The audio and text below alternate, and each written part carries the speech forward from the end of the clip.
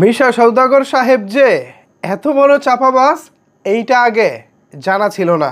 এবার শাকিব খানের সিনেমায় অভিনয় করা নিয়ে চাপাবাজি করতে গিয়ে হাতে নাতে ধরা পড়লেন তিনি। কি চাপাবাজি করেছেন শুরুতে আগে আপনাদেরকে এই বিষয়টি তুলে ধরবো, তারপর এই বিষয়ে বিস্তারিত আলোচনা করব। আমি আপনাদেরকে একটি ভিডিও এখন দেখাবো, আগে চলেন ভিডিওটা দেখি, এরপর আপনাদের কাছে অনেক কিছুই ক্লিয়ার হয়ে যাবে। তো চলেন মিশা সওদাগরের বক্তব্যটা আগে শুনে আসি। প্রিয়তমা কথা নাই বললাম যে ওই ছবি আসছিল আমার কাছে যখন বলা হইলো যে হাফ টাইম আগে ভিলেন মারা যাবে। হিমেল যখন বললো হাফ টাইমের আগে ভীম সাহেব মারা যাবে, এত ছোট ক্যারেক্টার করবেন, তা আমি মিশা সওদাগর হাফ টাইমের আগে জীবনে মারা যায়নি। মিশা সওদাগরকে শাকিব খানের আলোচিত সিনেমা প্রিয়তমায় অভিনয় করার কথা বলা হয়েছিল।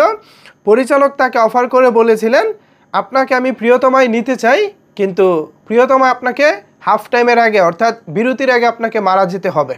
তখন মিশা সওদাগর ওই পরিচালককে বলেছিলেন মিশা সওদাগর নাকি কখনো হাফ টাইমের আগে মারা যাননি, এমন ছোট চরিত্র তিনি করেননি। তো তার জ্ঞাত হারতে বলতে চাই, আপনার ভুল হতেই পারে, মানুষেরই ভুল হয়, আর আপনি যদি ভুল করে থাকেন তার জন্য কোনো এক সময় সরি বলে নেবেন।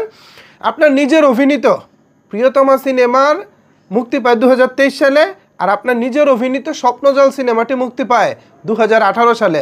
অর্থাৎ প্রিয়তমা সিনেমার ঠিক 5 বছর আগে আপনি স্বপ্নজল নামক একটি সিনেমা করেছিলেন। দেখেন তো মনে আছে কিনা। মন পড়া খ্যাত পরিচালক গিয়াসউদ্দিন সেলিমের স্বপ্নজল সিনেমায় আপনি অভিনয় করেছিলেন।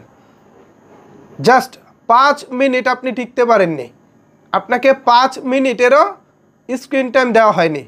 আপনাকে দেওয়া হবে তো দূর থাক, সিনেমারও 5 মিনিট দেওয়া হয়নি, আপনি সাথে সাথে শেষ।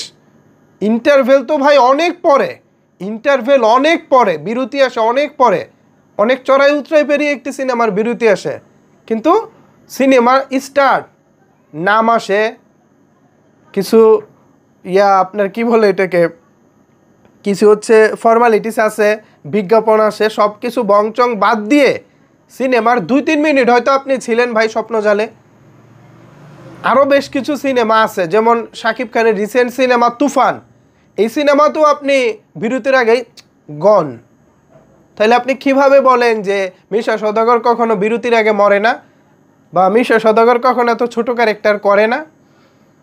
সিনেমা তো করেছেন জীবনে অসংখ্য, কোনটাতে আগে মারা গেছেন কোনটাতে পরে মারা গেছেন এই হিসেবটা হয়তো বা আপনি ভুলে গেছেন। আপনাকে আজকে মনে করিয়ে দিলাম, গত 5 বছরে আমার দেখা, মানে আপনি তো এর মধ্যে হিরো আলমের সিনেমা করেন, রাসেল যিনি আছেন কি জানি, রাসেল নামে একটা ছেলে গোয়ার নামে একটি সিনেমা করেছে, রিসেন্ট টাইমে হয়তো মুক্তি পাবে।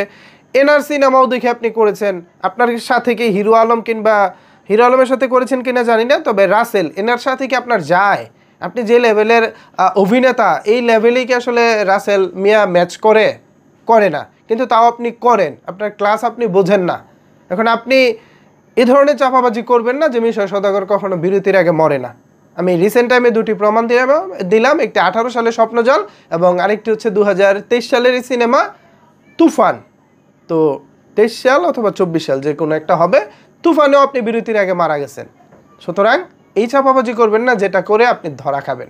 তো ভিউয়ার্স, মিশা সওদাগর সাহেবকে নিয়ে আপনি কি বলতে চান, এই বিষয়ে আপনার মতামত জানাতে পারেন নিচের কমেন্টস বক্সে।